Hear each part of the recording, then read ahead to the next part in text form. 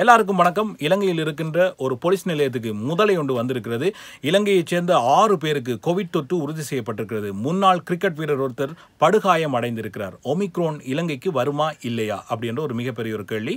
இலங்கையில் பான் மற்றும் கோதுமை மாவினுடைய விலை அதிகரித்திருக்கிறது. இதை பற்றி நாங்கள் இப்போ உங்களோட பேச போகிறோம்.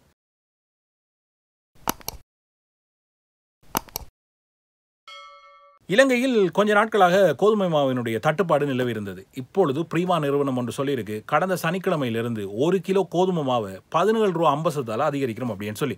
நேற்று நள்ளிரவிலிருந்து பானினுடைய விலை 10 ரூபாயாலும், மற்ற ஷோர்டீட்ஸ் இருக்குது தானே, ஷோர்டீட்ஸ் பராட்டா எல்லாம் சேர்த்து 5 ரூபாயெல்லாம் அதிகரிச்சிருக்காங்க. இனி பராட்டா சாப்பிட்றதா, ஷோர்டீட் சாப்பிட்றதா, பானை சாப்பிட்றதா, இல்லை சோத்தை சாப்பிட்றதா அப்படின்றது நாங்கள் தான் முடிவெடுக்கணும். இலங்கை கிரிக்கெட் மகளிர் அணியைச் சேர்ந்த 6 பேருக்கு கோவிட் தொற்று உறுதி செய்யப்பட்டிருக்கிறது. ஜிம்பாப்வேல இருக்காங்க. அவ்வளோ பேரையும் நாங்கள் அப்படியே கூட்டிகிட்டு வரப்போகிறோம், இலங்கைக்கு கொண்டு வரப்போகிறோம் அப்படின்னு சொல்லி இலங்கை கிரிக்கெட் கட்டுப்பாட்டு சபை சொல்லியிருக்கிறது.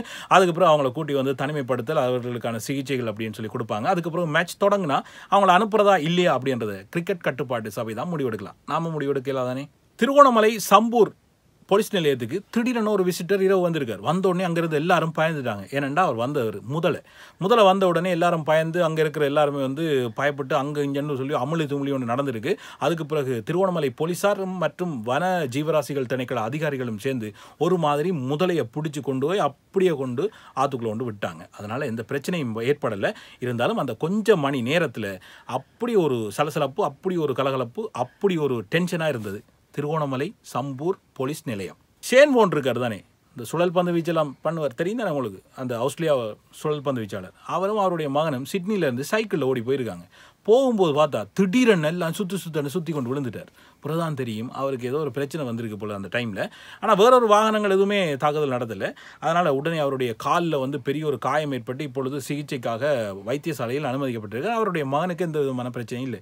இதான் சொல்கிறது, வயசான காலத்தில் வீட்டில் இருக்கணும், இல்லாட்டி கார் எடுத்து ஓடணும், இல்லாட்டி இன்னொருத்தனை ஏற்றிட்டு ஓடுறா அப்படின்னு சொல்லணும். தனியாக வெளிக்கிட்டா இதுதான் பிரச்சனை. இல்லாட்டி அவர் என்ன செய்யணும், கிரிக்கெட் விளையாடுற மாதிரி இந்த பேடெல்லாம் காட்டிட்டு, பால் கார்டெலாம் போட்டு, ஹெல்மெட்லாம் போட்டுவிட்டு பெட்டோட போயிருந்தாருன்னா பிரச்சனை இல்லை, டென்ஷன் இல்லை. இப்பொழுது உலகமே பேசிக் கொண்டிருக்கிற விஷயம் இந்த ஒமிக்ரோன் அப்படின்றது கோவிட் தொற்றினுடைய ஒரு திரிபடைந்த ஒரு அடையாளமாக காணப்பட்டு கொண்டிருக்கிறது.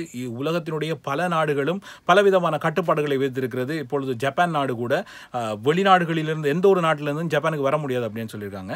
இன்னும் சில நாடுகள் தென்னாப்பிரிக்கா அதை சூழ இருக்கிற நாடுகள்லேருந்து வரக்கூடாது அப்படின்னு சொல்லியிருக்காங்க, இலங்கையும் உட்பட. இந்த விஷயம் எல்லாருக்கும் தெரியும் தானே. ஆனால் இலங்கை சுற்றுலாத்துறை ஒரு விஷயம் சொல்லியிருக்கிறது, ஓரளவுக்கு மன நிம்மதியை தரக்கூடிய விஷயம். என்னென்னா, கடந்த 14 நாட்களாக தென்னாப்பிரிக்கா மற்றும் அதை அண்டிய பகுதிகளிலிருந்து யாரும் இலங்கைக்கு சுற்றுலா பயணிகளாகவும் இலங்கைக்கு யாரும் வரல அப்படின்னு சொல்லியிருக்காங்க. அது மட்டும்தான் ஓரளவுக்கு நிம்மதியான விஷயம். ஆனால் மற்ற நாடுகள்லையும் இந்த ஒமிக்ரோன் தொற்று அடையாளம், அதாவது நோய் தொற்றுடைய நபர்கள் வந்து அடையாளப்படுத்தப்படுறாங்க. அதில் தான் ஒரு கவலையாக இருக்குது. இருந்தாலும் எல்லாரும் கவனமாக இருங்க, சுகாதார வழிமுறைகளை பின்பற்றுங்க. இந்த மாஸ்க் போடுறது, கை கழுவுறது எல்லாம் மறந்து போகிற மாதிரி தெரியுது. தயவுசெய்து மறக்காதீங்க, எல்லாத்தையும் பின்பற்றுங்க, சரியா? இதுபோல் இன்னும் பல சுவாரஸ்யமான உலகத்தில் இலங்கையில் நடக்கிற பல விஷயங்களை உங்களோட பகிர்ந்து கொள்றதுக்கு நாங்கள் தயாராக இருக்கோம். நீங்கள் செய்ய வேண்டியது ஒரே ஒரு விஷயம் தான், சக்தி எஃப்எம்னுடைய யூடியூப் சேனலை சப்ஸ்கிரைப் பண்ணுங்கள். அந்த நேரத்தில் பெல் பட்டனையும் கிளிக் பண்ணுங்கள். உங்களுக்கான அப்டேட்ஸ் டெய்லி தாங்க தருவோம்.